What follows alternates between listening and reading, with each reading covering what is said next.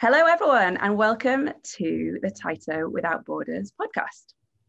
If you're listening to this, you're probably already familiar with our Unicorn Leaders series, where we interview leaders from unicorn companies and find out all about the issues and pain points that some of our startups face on their journey and how some of those challenges can be addressed through strategic marketing and communications.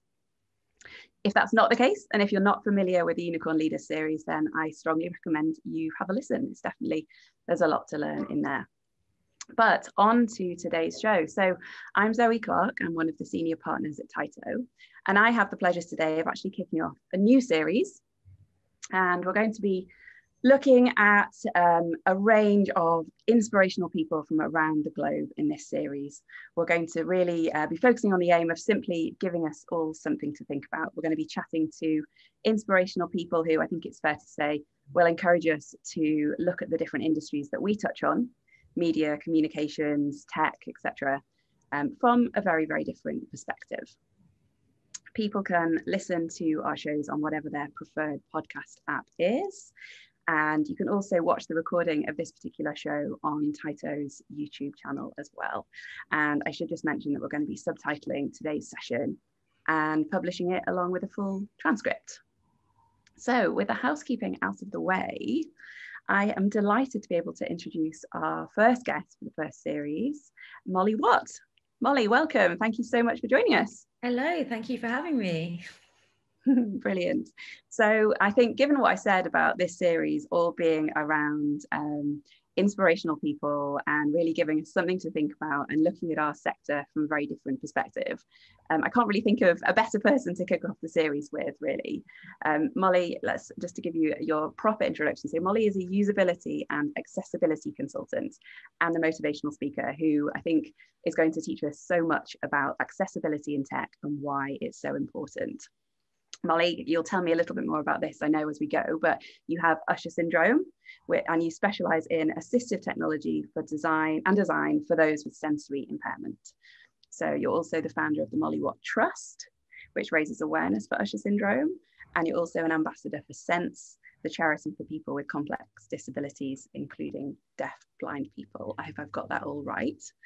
And maybe I think the best place to start would be with you giving us a little bit more background and telling us a little bit more about yourself and how you come to be so involved in this area. And then, of course, we want to get into the whole topic of accessibility in tech and why it's so important from your perspective. Of course. So it always makes sense for me to start from the very beginning because that's really where it all started. So as Zoe just mentioned, I have a condition called Usher Syndrome. And what that entailed is I was born deaf and I was given my first pair of hearing aids at 18 months old. This was all that I had at this point, deafness. You weren't to know what was down the road at this point, but my parents were devastated. It was their first baby girl after having two boys, and to discover she was deaf, they were heartbroken, but went down the road of hearing aid technology, speech therapy. And so by the age of 6, I was able to communicate orally. Now that's all down to choice and support really within the local authorities and stuff. So I do think in hindsight I was pretty lucky to receive the support that I did.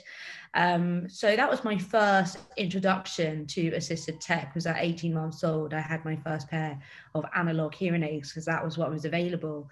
Now I hated these. Mum and Dad would tell me lots of stories about how I would hide them here, there and anywhere except from my ears, behind the sofa in the toilet. Because as you can imagine, any 18-month-old it's alien stuff in your ears. You just don't want that. But I soon discovered, having 2 older brothers and going to a mainstream school, eventually I realized that I needed these in order to communicate with my family and friends. So I did come round to that.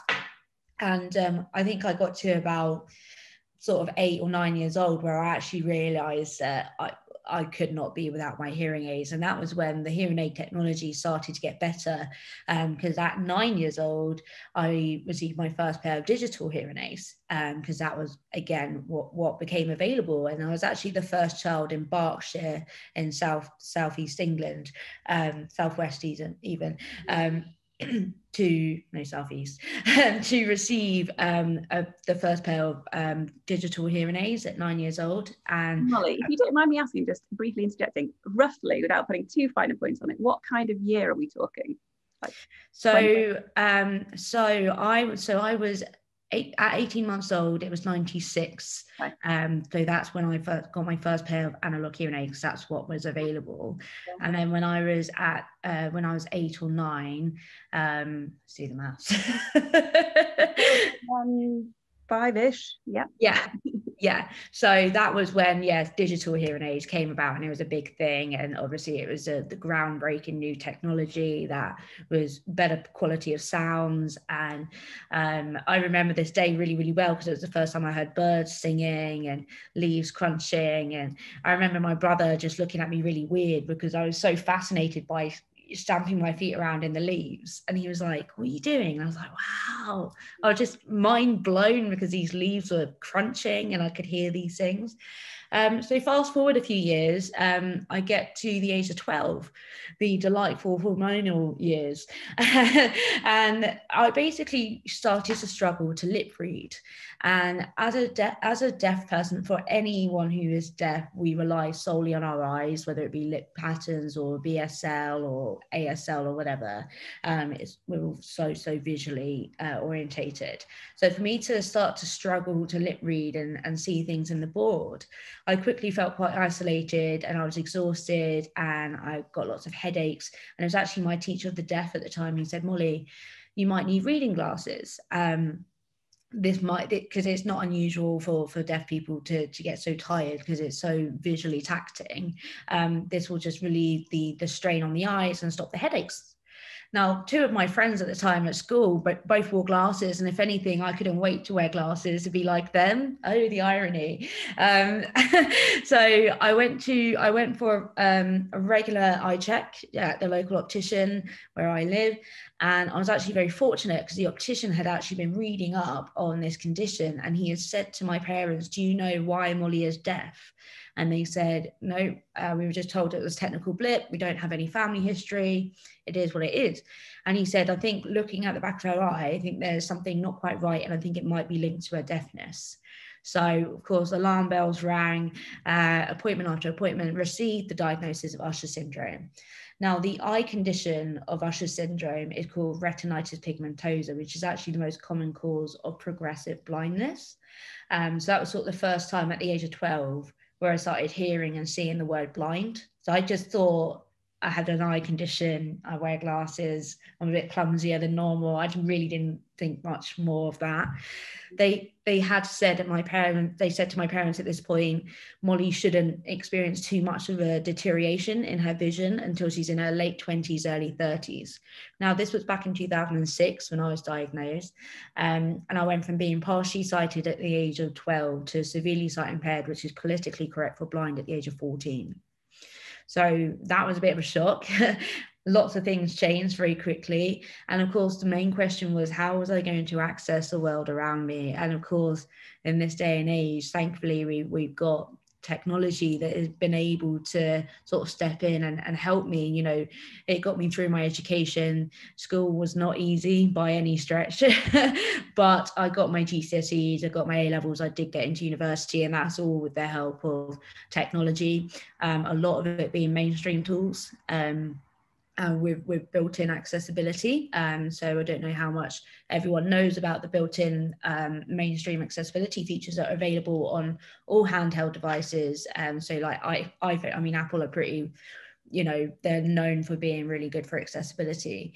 So I have like the whole Apple ecosystem. Mm-hmm. So back to your first question. So I fell into it, you know, it kind of became my entire life, because had I not been born in this day and age where we have the tools, I would have really struggled. And I talk a lot about, in my keynote presentations, I talk a lot about Helen Keller. And I hope a lot of you have heard of Helen Keller. And the main differences, there's two big differences between me and Helen Keller. She was deafblind for different reasons. We don't actually know why she was deafblind. And she was born in the 18th century. Now, so she had no access. She didn't have any access, and there's pictures, and she had a book and stuff, which I would recommend you reading. But the way she used to communicate, she always had a guide with her, and she used to literally touch people's lips and voice boxes to hear what people were saying. Now, in the day and age of COVID, I don't see many people being very accommodating when it comes to people touching your face. So actually, I'd have been even more isolated this past year. And I've never been so grateful for the tech that I've got available today to be able to work. And so with that said, I set up my own company. You mentioned the charity. We set up the charity back in 2009. 2011, 2009, I always get those confused. But the Molly Watt Trust was set up to raise awareness of Usher Syndrome. We're not about the sympathy vote, we're about what we can do with the right tools. So at the charity, we fundraise for bits of tech, so Apple Watches and Kindles, things like that can just help us be more independent and a part of society. We get people blogging all their experiences, they're all on the website. So if you Google Molly Watt Trust and you're interested in that, go ahead. But I set up my company 4 years ago now as a consultancy to try and really help people design better experiences for not just people like myself, but people in similar, and also our aging community, because everything is so centered around tech now. And there's never been a better time really to really just get on board with it, and just be open-minded and learn and go with the times and so on. Sorry, I'll let you ask questions. What a story, even right there in the first few minutes, it's undoubtedly just incredible, absolutely incredible for sure. I think there's so many areas we could go into and ideas swirling around in my head to ask you about, but I think if we maybe we could just try and break this down a little bit, this whole area of accessibility in tech, and try and just try and put ourselves in your world a little bit, or you can help us do that. Is there a way you can sort of break down a bit maybe some of the key the main challenges you face, or the main challenges you think the tech industry faces? Like, if you could, maybe there's, I don't know, top 3, 4, 5 issues. Yeah, of course. So it might sound pretty basic, but a lot of it comes down to lack of awareness when it comes to challenges. So I am registered deafblind, and without calling any of you ignorant, I'm sure a lot of you have gone, oh, you don't sound deaf or look blind or whatever, and if I had a penny for every time, I'd be insanely rich and I would not have to work. And that's fine, and it's often because people they're not educated on it, and it's down to people like myself and others to raise that awareness. So my main challenge in all industries really, and I've worked across sort of the board with various companies trying to help them improve this, but when people think of accessibility, people do assume it refers to people with disabilities and disabilities only, that it's a very small minority group. I have heard, people say, well, people with disabilities aren't going to use our website, or, some like pathetic excuse like that. And because there are still people like this, it's a case of really going down to the bare basics and really grinding down those stereotypes. For me personally, oh, you don't sound deaf, you speak really well. Oh, you don't use sign language. And, oh, but you're looking straight at me, even though you're registered blind. So I have 5 degrees vision. So I have like a narrow, and it's all like the field of vision. And I've got no peripheral vision. Now, of the blind community, there's a very small percentage, around 8% of blind people that see nothing at all. And those that see nothing at all, they'll see light and dark, whereas the rest of us, we've got some vision. It might not be that useful, but a lot of us actually want to utilize that vision we've got as much as we can. And thankfully, as I keep banging the drum about, we've got the tools to do that. The problem is there's a lot of experiences out there that don't work with the tools. Yeah. So that's why design is so essential for designers and DevOps and everyone to fully understand those kind of gray areas, and not kind of treat it like a checklist when it comes to designing for accessibility. Like, for instance, right, I want my website to be accessible for all blind people, so therefore I'm going to make sure it's fully compatible for screen readers to use. Well, actually, not every blind person uses a screen reader, so you're still not building a fully accessible experience for blind people. You know, you can't just tick everyone off. You know, it's all about thinking about those grey areas. So that's really, from my personal experience with the deaf and the blind categories, you know, there's lots of stereotypical views on that, and many people with disabilities face that in the other areas with motor impairments and cognitive. And one of the things that I find surprises people the most are the level of crossovers between the disabilities as well, because there's a lot of things that I benefit from that actually those that are cognitively impaired benefit from. So things like high contrast and dark background with light text, and the ability, like plain English, things like that, which actually plain English is great for someone whose English is their second language. You know, so it's actually not just about making it accessible for people with disabilities, it's actually making it accessible for anyone and everyone. And it's about opening your mind to what accessibility actually means. So that's when I start talking more about inclusion. Right. So tell us a little bit more about that then, because I think, like you said, I think the one thing that's becoming apparent is when a business is trying to approach this area and think about it, there's just absolutely no one size fits all box here, or even any sort of category you can define it into, because of course every individual and their situation and disability is slightly different. So exactly. And I think, you know, unfortunately, with that being said, it just means it doesn't make the job any easier, you know, but I think it's the same with any role in today's age. Like, we should be willing to be open-minded and move on. And, you know, there's lots of things, you know, coming out of the woodwork that people are like, right, okay, we need to maybe rethink this, like how we word this or whatever, because we don't want to be offending anybody or blah, blah, blah. And, you know, things like terminology, it moved on so much. So when I talk about inclusion opposed to accessibility, I do like workshops and keynote speaking and things like that, and I try and relate it to every single one in the room. So sometimes I might ask people to think about their parents or their grandparents, because, and you may have already thought this already, but like, you know, we're all getting older and we're all going to require something. So I think about my parents, they're in their 50s, they are both iPhone users, but they have their text size set larger on their phone than I have mine. And and I think that just speaks volumes, because I'm registered blind. The bit of vision I do, the 5 degrees vision I do have, is actually really good. This prescription is very weak. Whereas my parents, who are in their late 50s, they wear glasses as a result of older, like where they've just gotten older. Their prescription is very strong, but when they go to bed to read their emails or whatever, they don't have their glasses on. They would just rather have their text size larger, and it, you know, that it just relieves that strain.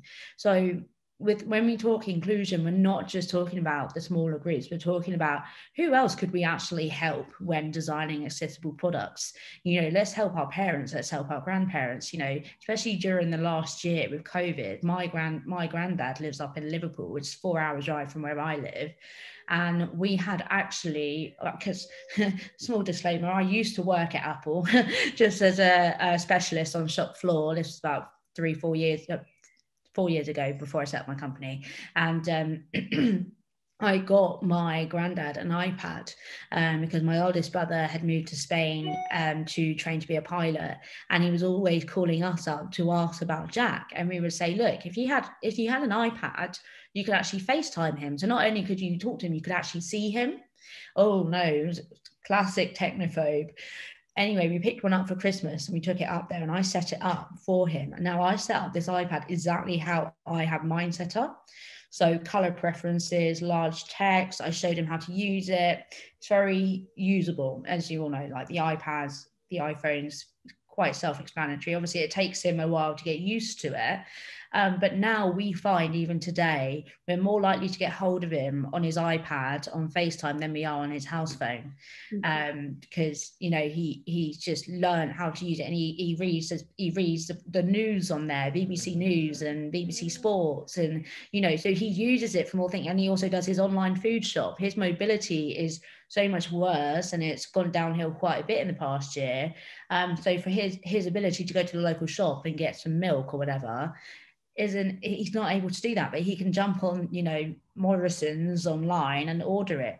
So he's just your average 82-year-old who's now actually seen that technology can really help him and his independence. Because of course there's this element of pride, isn't there, with older people? They want to be independent, they don't really want to ask for help. Not everyone, but giving him the tool to actually do it himself has been, and I've been so grateful that we had actually given him this iPad ahead of coronavirus happening, because he knew how to use it, so he wasn't as isolated as he could have been. I think the pandemic's thrown light on all those kind of issues, hasn't it, and really been a driver in that area, which is fantastic. So thinking about what companies can do then on this issue, would you have any sort of top tips or any thoughts on what companies can do to make maybe their products more accessible, but also their workplaces and their environments? Yeah, so I mean, a lot of it, I would say it involves inviting someone like me in, but bit of training, bit of awareness, but then also kind of interactive workshops and stuff. So you get people actually using their products with assistive technology, so they get that first-hand experience of what it's like using the website, using magnification or voiceover or something like that. So they get a first-hand experience. But that said, there are tools and resources. There's an add-on, a Google add-on called SilkTide, SILKTIDE. And what that does is you can apply like a filter with certain conditions. So like if you say you've got tunnel vision like me, it applies like a layer with that template on it. So if you go on like BBC News or your local news station or whatever online, and then you can add this, and then what's really good about it is you can overlap more than once. So for instance, if I'm dyslexic and I've also got tunnel vision, I can turn those two on. And then what you'll see is that the letters jump around a little bit. The important thing about these tools to understand is that they're not 100% realistic. It doesn't 100%, like show everybody, or like, you're not going to come away and go, right, I know what it's like to be blind now. Nothing will ever pinpoint that experience. But the idea being is for you to understand some of the challenges that can be had when someone's got a few things going on. But the SilkTide, I would say, is a really good place to start in terms of if someone's starting out and wanting to understand a bit more some of the challenges. Empathy is one of those big things, like actually getting people to have that hands-on experience, so that then they can think on and be like, right, okay, so when it comes to choosing color palettes and things like that, oh, maybe I should check that webaim.com. That's really good for checking color palettes and things like that when designing. But honestly, it comes back to awareness. Like a lot of it is getting people to think and be open-minded and ask the right questions, like reach out to real live users. Usability sessions, I would also say would be really, really good for companies to consider, like actually have real live users use their website and you assess, have that experience. But don't just invite disabled users, invite anyone and everyone, so you get a combination. So when we're talking about inclusive, we want your average users, your average Joes, quotation mark, and then invite someone with cognitive impairments or vision impairments. So like a whole mix, because what you'll find just by watching someone use your product or service or your clients, whatever, you learn, you're literally looking through someone else's eyes at this point. So obviously you may have designed something and think, oh, this is really good, but it's not until you watch someone else use it with their tools and their own setup that it really opens your eyes, excuse the pun. But yeah, so those are the few tips. So I would say resources, so SilkTide, webaim.com. There's a few sort of, if you go on WCAG guidelines, 2.0, 2.1, there's some new guidelines come out, I think. And then also encourage them to look into awareness training and usability labs and things like that, like get real live users involved. I would always encourage that, like early on in the process and all the way through as well. Just don't consider accessibility as an add-on, because honestly it just costs more money to go back and fix things, have it in your mind every step of the way. And it's the same with recruitment and things like that. Have an open mind, you know, ask the right questions, don't ever assume. That would be my main thing, is just asking questions. I'm more than happy to answer questions. I would much rather that than someone assume my needs. And you know, I'm pretty sure most other people are the same with that. Wonderful. Molly, thank you so much. I think you've summed it up nicely there. And I think no problem.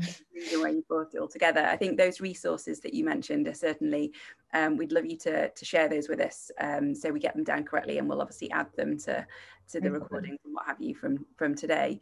But thank you so much for just giving us a bit of an insight into all of that. I think you've absolutely undoubtedly raised all of our awarenesses on the kind of considerations there are around all of this, and I think it's going to have sparked a number of thoughts and questions in all our listeners' minds for sure. So thank you. I think that's probably all we have got time for the first episode of this new series today, but you can definitely find out more about Molly and about all the work that you do, am I right, on your website mollywatt.com, and of course I know you're around and about on all the usual social media channels. Twitter, yeah, I am an avid Twitter, Molly Watt Talks, TALKS, Molly, and a Watt with no S, MOLLY, Watt, WATT, Talks, TALKS. But yeah, please by all means reach out if there were any follow-up questions after today. But yeah, thank you so much for having me today, and thank you for taking the time to listen. Yeah, not at all. Thank you so much. So thanks to everyone for listening as well. Please, we always, you know, really welcome any listeners' comments and thoughts off the back of these sessions. And also we are still looking for nominations for other upcoming speakers in this series. So please do drop us a line on all those usual channels with all those thoughts and ideas. Thank you very much.